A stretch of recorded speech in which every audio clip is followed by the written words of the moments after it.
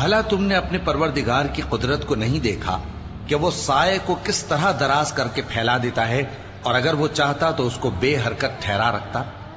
پھر ہم سورج کو اس کا رہنما بنا دیتے ہیں، پھر ہم اس کو آہستہ آہستہ اپنی طرف سمیٹ لیتے ہیں۔ اور وہی تو ہے جس نے رات کو تمہارے لیے پردہ اور نیند کو آرام بنایا اور دن کو اٹھ کھڑے ہونے کا وقت ٹھہرایا۔ اور وہی تو ہے جو اپنی رحمت یعنی مے کے آگے ہواؤں کو خوشخبری بنا کر بھیجتا ہے، اور ہم آسمان سے پاک نتھرا ہوا پانی برساتے ہیں